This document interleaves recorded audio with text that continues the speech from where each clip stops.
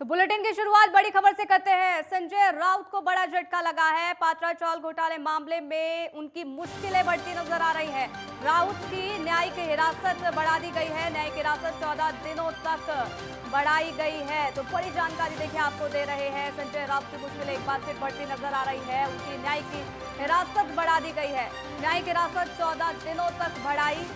तो अहम जानकारी, संजय राउत को बड़ा झटका यहां मिलता नजर आ रहा है। पात्रा चौल घोटाला ये मामला जिसमें उनकी मुश्किलें बढ़ी, राउत की न्यायिक हिरासत को बढ़ा दिया गया है। तो अहम जानकारी आपको दे रहे हैं। 14 दिनों तक न्यायिक हिरासत को बढ़ा दिया गया है। पूछताछ उनसे की जाएगी। संजय राउत को बड़ा झटका। हालांकि देखिए, इससे पहले बीजेपी पर हमला बोल चुके हैं कि ईडी और तमाम जो सरकारी एजेंसियां हैं,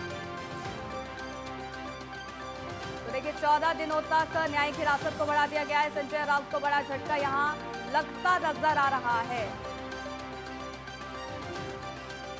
तो इससे पहले भी बीजेपी और तमाम पार्टियां भी बीजेपी पर हमला बोलती नजर आती हैं। उनका साफ तौर पर यह कहना है कि केंद्र एजेंसी जितनी भी है, सरकार उनके अनुसार काम करती है, सरकार के अनुसार वो एजेंसियां काम करती है।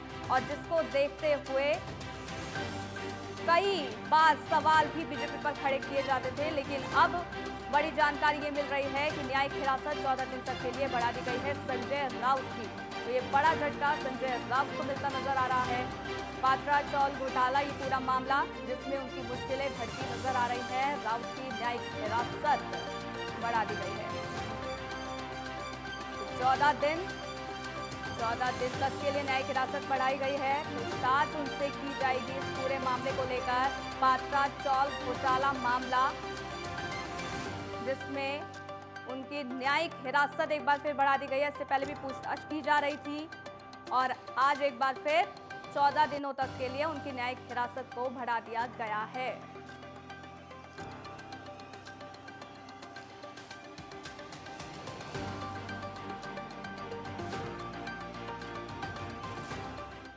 अब बात बीच के करेंगे, जहां धनंजय मुंडे ने बीजेपी पर निशाना साधा है। उन्होंने कहा है कि 120 विधायक होने के बावजूद बीजेपी को उप मुख्यमंत्री पद से संतोष करना पड़ा है। फिर नई सरकार लाकर बीजेपी को क्या लाभ हुआ? धनंजय मुंडे ने दोहराया है कि अजीत पवार के कार्यकाल के दौरान बीड जिले को पर्याप्त धन मिला। बीड महाराष्ट्र का ये पूरा मामला आपको बता रहे हैं, जहां धनंजय मुंडे ने बीजेपी पर निशाना साधा है। नई सरकार लाने से बीजेपी को क्या फायदा होगा, ये सवाल पूछते हुए नजर आए।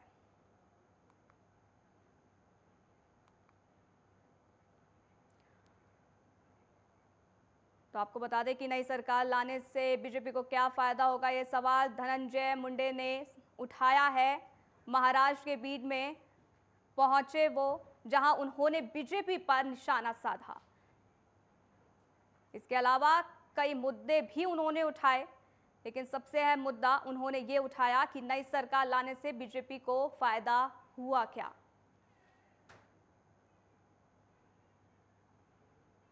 तो बीड में विपक्ष के नेता अजीत पवार प्रेस कॉन्फ्रेंस उन्होंने की और वेदांत परियोजना को लेकर महाराष्ट्र सरकार पर निशाना साधा और कहा कि सरकार चाहे कोई भी प्रोजेक्ट लाती, लेकिन इस प्रोजेक्ट को बंद नहीं किया जाना चाहिए था।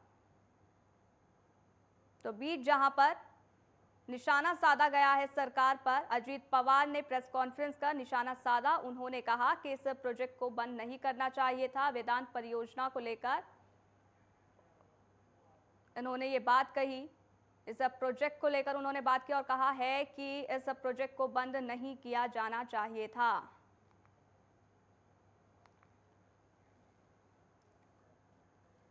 तो अजीत पवार ने प्रेस कॉन्फ्रेंस की थी बीड में। इस दौरान सरकार पर कई सवाल उन्होंने उठाए, कई सवाल खड़े किए और इसके साथ ही उन्होंने प्रेस कॉन्फ्रेंस करते हुए ये कहा कि वेदांत परियोजना को लेकर सरकार पर निशाना साधा।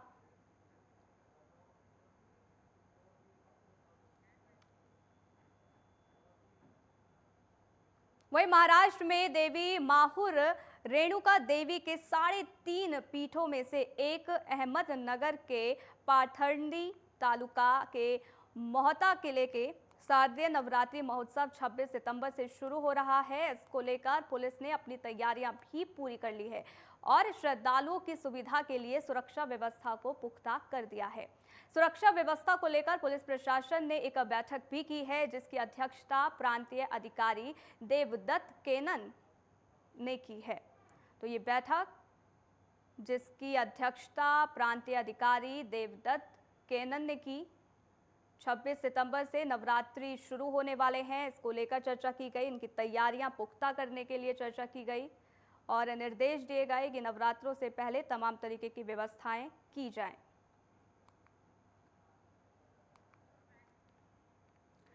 तो अहमदनगर महाराष्ट्र नवरात्रि आने वाले हैं, इससे पहले किस तरीके की सुरक्षा व्यवस्था हो, इसको लेकर चर्चाओं का दौर शुरू हो गया है। पुलिस प्रशासन ने बैठक में तैयारी को लेकर बात की। 26 सितंबर से नवरात्रि शुरू हो रहे हैं। शारदीय नवरात्रि महोत्सव को लेकर तैयारियां की जा रही हैं और नवरात्रों से पहले तैयारी किस तरीके से पूरी कर ली जाए, इसको लेकर ये बैठक हुई। तो ये बेहद अहम बैठक शारदीय नवरात्रि महोत्सव को लेकर बैठक हुई, जिसमें तमाम तरीके की तैयारियां पूरी कर ली जाएं, इसको लेकर निर्देश दिए गए। अगले हफ्ते से शुरू होने वाले नवरात्र उत्सव के लिए आज सभी विभागों को बुलाया था। सभी विभागों की अधिकारियों को बुलाया था और उनके माध्यम से नवरात्र उत्सव अच्छा से अच्छा करने के लिए नियोजन किया गया है। इसलिए इसमें जो सहभागी सभी कार्यकर्ता, सभी अधिकारीगण थे और उन्होंने ऐसा आश्वस्त किया है कि वो अपने अपने विभाग का काम अच्छे से अच्छा करेंगे और हमें आशा है कि आने वाले सभी भक्तगणों को हम अच्छी से अच्छी सुविधा देंगे। रुकेंगे छोटे से ब्रेक के लिए। ब्रेक के बाद भी खबरों का सिलसिला यूं ही जारी रहेगा।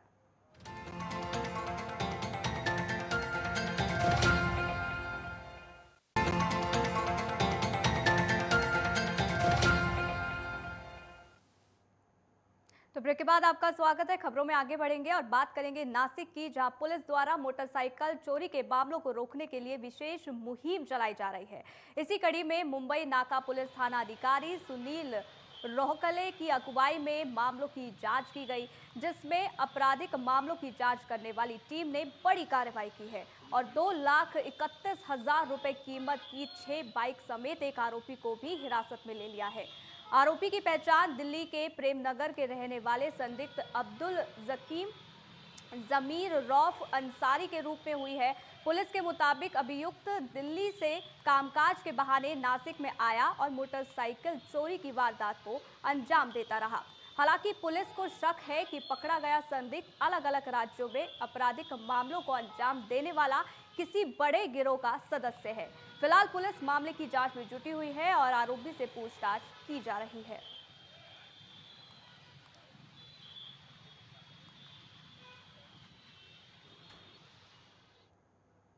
वहीं चंद्रपुर में एड्स को 100% ठीक करने का दावा करने वाले डॉक्टर के खिलाफ कार्रवाई की गई।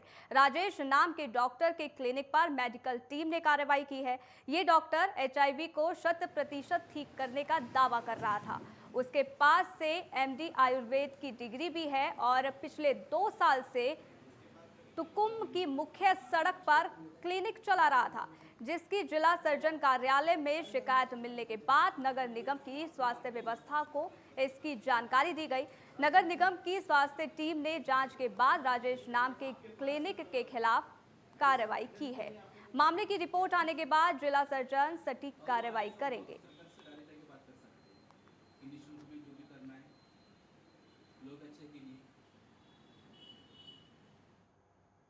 वहीं मिरज रेलवे स्टेशन के सामने हनुमान मंदिर के पास एक शख्स की बेरहमी से पिटाई कर दी गई। पिटाई के चलते युवक गंभीर रूप से घायल हो गया, जिसके बाद उसे इलाज के लिए सरकारी अस्पताल में भर्ती कराया गया। फिलहाल पुलिस ने गणेश नायडू को गिरफ्तार कर लिया है। तो ये सांगली का हम आपको मामला बता रहे हैं, जहां युवक की बेरहमी से पिटाई कर दी गई। युवक गंभीर रूप से घायल हो गया, इलाज के लिए उसको अस्पताल में भर्ती कराया और पुलिस ने बताया है कि इस पूरे मामले में एक आरोपी को गिरफ्तार कर लिया गया है।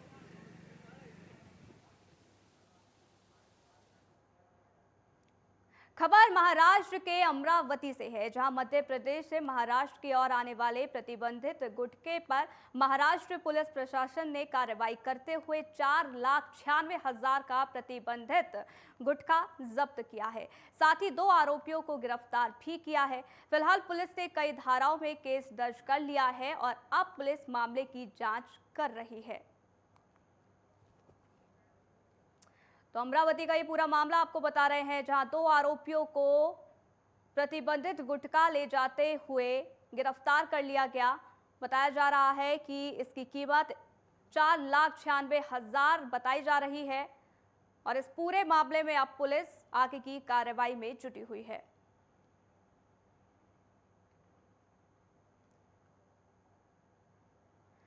तो अमरावती का ये पूरा मामला आपको बता रहे हैं, जहां पर प्रतिबंधित गुटखा ले जाते हुए 2 लोगों को गिरफ्तार कर लिया गया। पुलिस ने बताया कि ये लोग भारी मात्रा में अवैध गुटखा लेके जा रहे थे, जिनकी कीमत करीब 4,96,000 बताई जा रही है। अब फिलहाल पुलिस ने 2 आरोपियों को इस पूरे मामले में गिरफ्तार कर लिया है और कई धाराओं में मुकदमा दर्ज कर पुलिस मामले की जांच कर रही है।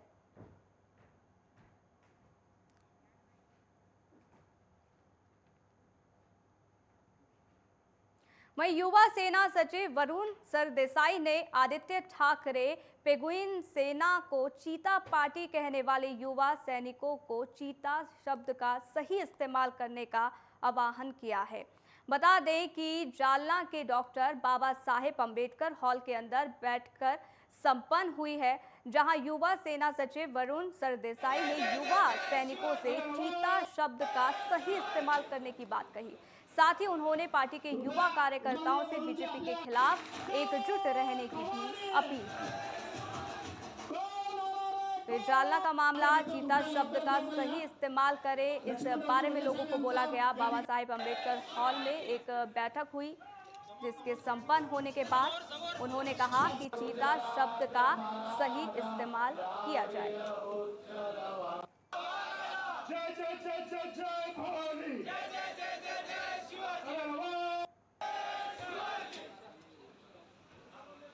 कृपया माननीय वरुण जी आपल्या जय भवानी कोण नाव घेतो, कृपया लवकरात लवकर या। लक्ष्मणरावजी वडले साहेब यांचा या ठिकाणी। तो चिखलदरा तालुका के बीजेपी युवा मोर्चा ने भारत के प्रधानमंत्री नरेंद्र मोदी के जन्मदिन के अवसर पर ग्रामीण अस्पताल में एक भव्य रक्तदान शिविर का आयोजन किया। भारतीय जनता पार्टी युवा मोर्चा की ओर से रक्तदान शिविर का आयोजन किया गया, जिसमें महिलाओं, पुरुषों और नए युवाओं ने रक्तदान किया। महिलाओं ने प्रधानमंत्री नरेंद्र मोदी के जन्मदिन के अवसर पर रक्तदान में बढ़ चढ़कर हिस्सा लिया और उन्हें जन्मदिन की शुभकामनाएं दी।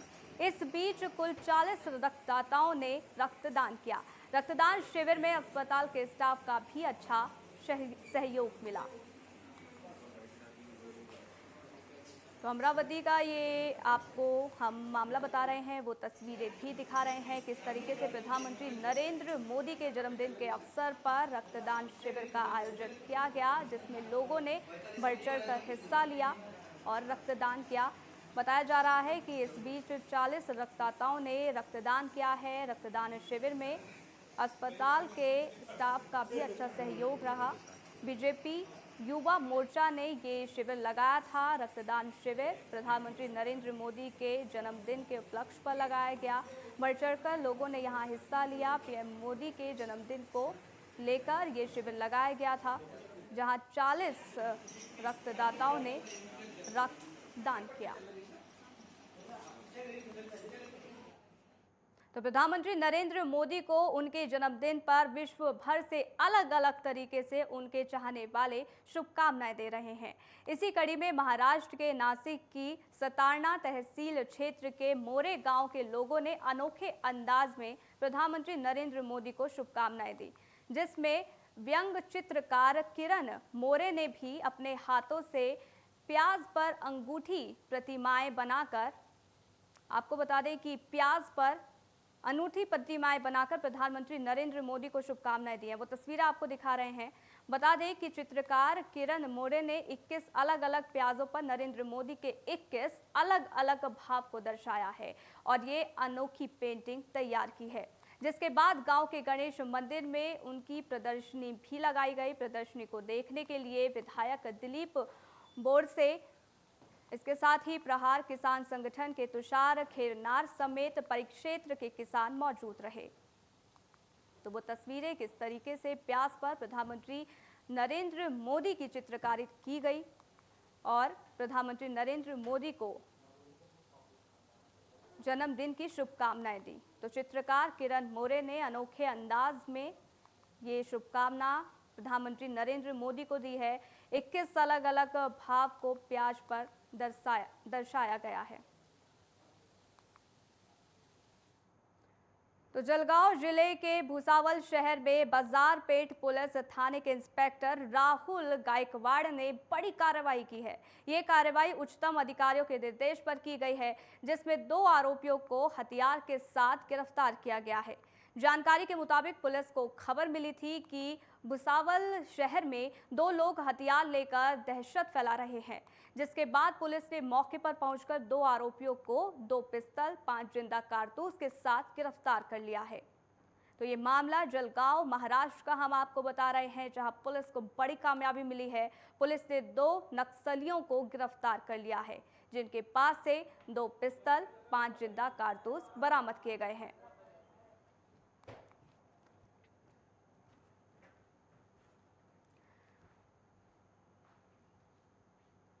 तो जलगांव का ये पूरा मामला आपको बता रहे हैं। वो आरोपी आप तस्वीर में देख सकते हैं किस तरीके से 2 नक्सलियों को गिरफ्तार किया गया और इनके पास से 2 पिस्तौल और 5 जिंदा कारतूस बरामद किए गए। महाराष्ट्र में बारिश थमने का नाम नहीं ले रही है। तस्वीरें नासिक शहर के गोदावरी नदी और बालदेवी नदी की है, जहां बांधों से जल निकासी के चलते नदी उफान पर बह रही है।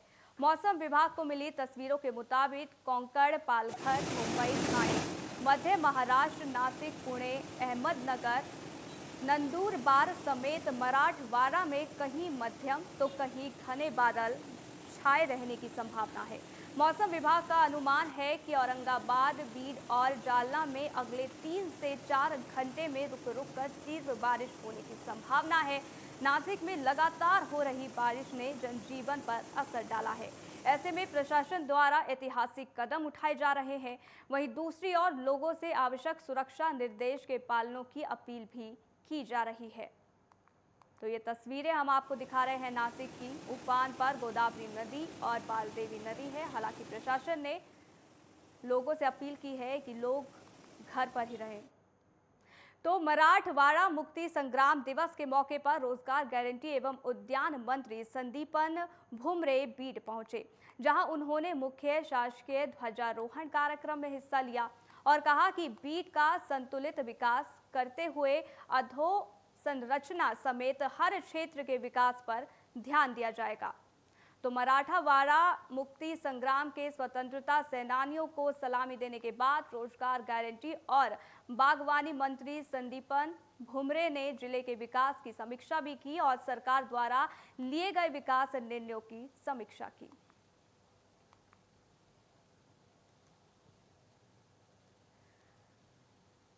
तो बीड पहुंचे उद्यान मंत्री संदीपन, जहां ध्वजारोहण कार्यक्रम में उन्होंने हिस्सा लिया। विकास कार्यों की उन्होंने इस दौरान समीक्षा की।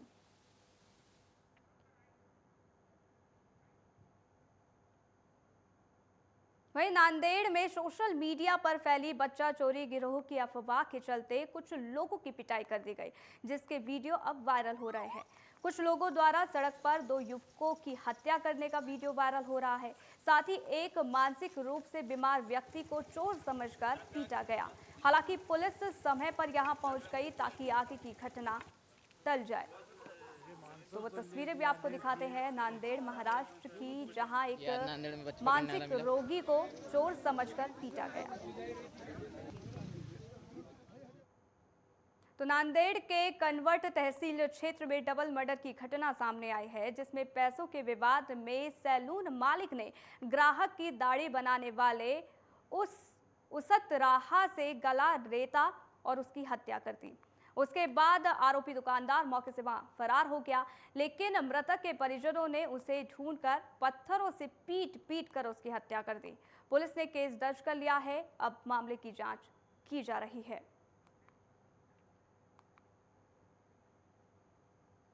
तो एटीएस ने पालघर में नाला सोपारा से झारखंड के 15 लाख के इनामी माओवादी को गिरफ्तार किया है। एटीएस के एक अधिकारी ने बताया है कि माओवादी प्रतिबंधित भारतीय कम्युनिस्ट पार्टी की क्षेत्रीय समिति का सदस्य है। उन्होंने बताया कि एटीएस ने एक अभियान के तहत एक चौल पर छापा मारकर इसे गिरफ्तार किया।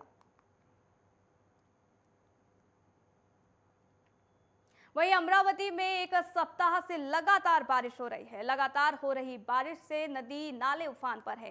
इस बीच अमरावती में पिंगलाई नदी पर मछली पकड़ने गए 3 युवक डूब गए। घटना की सूचना मिलते ही तिवसा तहसीलदार और पुलिस मौके पर पहुंच गई। मामले की सूचना पर पहुंची रेस्क्यू टीम बचाव और तलाश अभियान शुरू उन्होंने किया है, जिसमें 2 शव बरामद कर लिए गए हैं। एक की तलाशी अभी भी जारी है।